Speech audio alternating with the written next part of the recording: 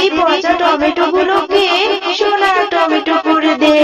এরপর পরি জাদু করে সেই পচা টমেটো গুলোকে কয়েকটা সোনার টমেটো গাছে পরিণত করে দেয়। টমেটোগুলো বিক্রি করে আমি তো এই বনের সব থেকে ধনী হয়ে যাব। হা হা হা হা। এতে তোকে তো এই শাস্তি ভোগ করতেই হবে। এই নে, তুই এখন তোর পাপের শাস্তি ভোগ কর। ওরে বাবারে, ওরে মারে, জাদুর টমেটো গাছ, তুমি আমাকে ছেড়ে দাও। মা, ও মা, আর কত সময় লাগবে তোমার? তাড়াতাড়ি বাড়ি চলো না। হ্যাঁ রে মা, আমার হয়ে গেছে। দেখ দেখ আমাদের গাছের টমেটোগুলো কতটা টসটসে। এই টমেটোগুলো নতুন হয়েছে। টমেটোগুলো খেতে অনেক মজা হবে। মারে, আজকে বাড়িতে গিয়ে তোকে টমেটোগুলো রান্না করে দিব। তুইও মজা করে খেতে পারবি। মা, এই টমেটোগুলো আমি খাবো না। রোজ রোজ টমেটো খেতে আমার একদম ভালো লাগে না। মা, তুমি তাড়াতাড়ি বাড়ি চলো না। আচ্ছা রে মা, আচ্ছা ঠিক আছে, চল বাড়িতে যাই এখন। আর যা টমেটো নিয়েছি এই টমেটোগুলো আজকের জন্য যথেষ্ট। আজকে সবকিছু টমেটো দিয়েই রান্না করব। মা জানো, আমার তো টমেটো খেতে একদম ভালো লাগে না, কিন্তু আজকে তুমি যে টমেটোর চাটনিটা রান্না করছো না, তার ঘ্রাণেই মনে হচ্ছে অনেক মজা হবে। আমার তো খেতে ভীষণ ইচ্ছে করছে মা। ও মা, তোমার রান্না করতে আর কত সময় লাগবে? আমাকে খেতে দাও না। হ্যাঁ রে জিয়া, খুব করে তো বলেছিলি তুই নাকি টমেটোর তরকারি খাবি না। তোর নাকি রোজ রোজ টমেটো খেতে একদম ভালো লাগে না। আর এখন তো ঠিকই টমেটোর চাটনি খাওয়ার জন্য বায়না ধরছিস। আচ্ছা ঠিক আছে রে মা, এখনই রান্না হয়ে যাবে, এরপর তোকে আমি খেতে দিব। হ্যাঁ গো গিন্নি, আজ তো দেখছি সব তরকারি টমেটো দিয়ে রান্না করেছো। আমাদের গাছের টমেটোগুলো খেতে খুব মজা। সব তরকারি খেতে খুবই সুস্বাদু হয়েছে গিন্নি। হ্যাঁ, এগুলো আমাদের গাছের টমেটো। আমাদের গাছের টমেটোগুলো খুব সুন্দর, খেতেও খুব মজা। এগুলো আমাদের গাছে এবার নতুন ধরেছে। হ্যাঁ গো, এখন তোমরা বাবা ও মেয়ে মিলে খাও তো। হ্যাঁ মা, আমাদের গাছের টমেটোগুলো সত্যি খুব মজা খেতে। মা, আমাদের গাছে তো অনেক টমেটো হয়েছে। ওইখান থেকে কিছু টমেটো নিয়ে বাবা বাজারে গিয়ে বিক্রি করলেও তো পারে। হ্যাঁ গো জিয়ার বাবা, আমাদের জিয়া তো ঠিকই বলেছে। তুমি বরং কালকে আমাদের টমেটো ক্ষেত থেকে কিছু টমেটো নিয়ে বাজারে বিক্রি করে এসো। হ্যাঁ গো গিন্নি, তোমরা ঠিকই বলছো। এমনিতেই হাতে তেমন টাকা পয়সা নেই, কিছু টমেটো নিয়ে বিক্রি করলে হাতে কিছু টাকাও আসবে। এরপর পরের দিন মিচকে শিয়াল তাদের ক্ষেত থেকে টমেটো নিয়ে বাজারে চলে যায়। তার টমেটোগুলো টসটসে ও দেখতে সুন্দর হওয়ায় অন্য অন্য সবজি রেখে তার টমেটোগুলোই সবাই কিনে নিয়ে চলে যায়। আর এসব দেখে পাশের দোকানদার বাঘ মামা তো রাগে ক্ষোভে খচখচ করতে থাকে। হ্যাঁ গো মন্টু ভাই, তোমার টমেটোগুলো দেখতে তো খুব সুন্দর, টকটকে লাল আর টসটসেও মনে হচ্ছে। তোমার টমেটোগুলো মনে হয় খেতেও খুব মজা হবে। আমি তো প্রতিদিন তোমার এখান থেকেই টমেটো নেব। হ্যাঁ গো, আজকে তোমার মনটা খারাপ দেখছি কেন? বাজারে কি বেচা কিনা হয়নি নাকি? হ্যাঁ গো গিন্নি, মন খারাপ হবে না তো কি হবে? ওই মিসকে ওর কাছে টমেটো বেচতে আসে। টমেটোগুলো বাজারে সবাই কিনে নিয়ে যায়, আমার সবজি তো কেউই কিনে না। এভাবে চলতে থাকলে তো আমাদের পথে বসতে হবে গো গিন্নি।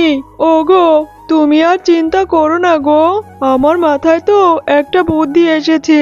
ওই মন্টু শিয়ালের গাছে যদি টমেটোই না থাকে, তাহলে ওরাও টমেটো বাজারে কি করে নেবে? হ্যাঁ গো গিন্নি, তুমি ঠিকই কথা বলেছো। আমাদের ওদের গাছে টমেটোগুলো নষ্ট করে দিতে হবে, তাহলে ওদের আর টমেটোও থাকবে না, ওরা আর বাজারেও নিয়ে আসতে পারবে না। হ্যাঁ গো, চলো চলো এক্ষুনি যাই, তাহলে ওদের গাছের টমেটোগুলো নষ্ট করে দিয়ে আসি। ও গো, তাড়াতাড়ি করো গো, তাড়াতাড়ি করো, কেউ আবার চলে আসবে। কেউ এসে দেখে ফেললে কেলেঙ্কারি হয়ে যাবে গো। ওগো, এটা আমাদের কি হলো? কে আমাদের এত বড় সর্বনাশ করলো? আমাদের গাছে টমেটোগুলো তো গাছ সহই কারা ভেঙে চুরে নষ্ট করে রেখে গেছে গো। এখন আমাদের কি হবে? ওগো, আমাদের তো এটাই একমাত্র উপার্জনের উপায় ছিল। এখন আমাদের কি হবে গো? আয় হায় হায় হায়। ওগো গিন্নি, তুমি এভাবে কান্নাকাটি করো না, এভাবে হতাশ হইও না। আল্লাহর উপর ভরসা রাখো, আল্লাহ তাআলা নিশ্চয়ই আমাদের একটা ব্যবস্থা করে দিবে গো। মা, চলো এই টমেটোগুলো আমরা নিয়ে যাই।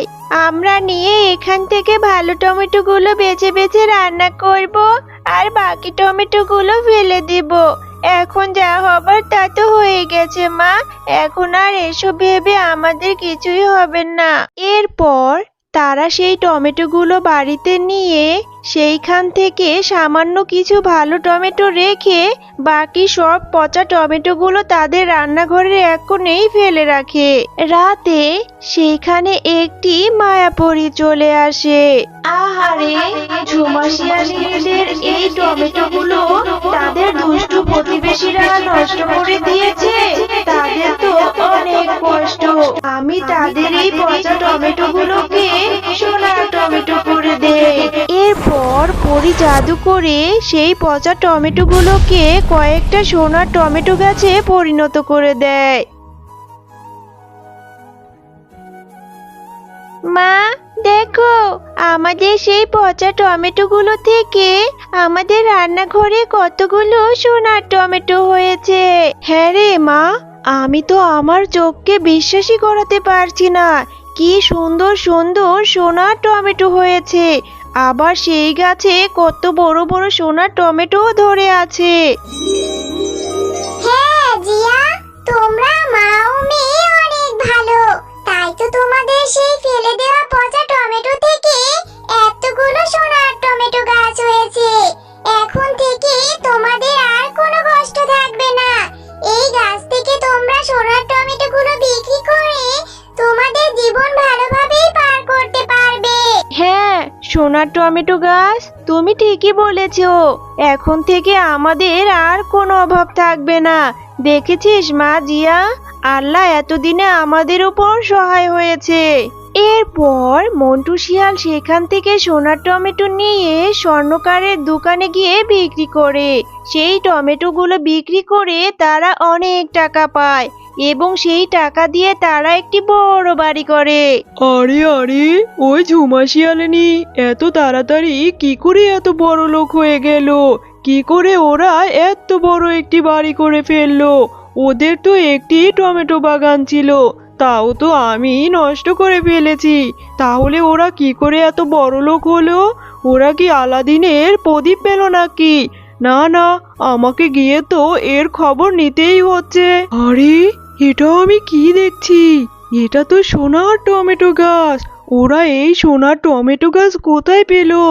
ওদের রান্নাঘরে এত সোনার টমেটো গাছ কি বা করে এলো?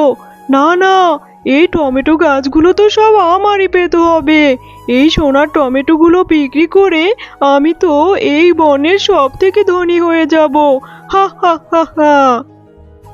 আরে দুষ্টু বাঘিনী, তুই তো অনেক লোভী আর অসৎ।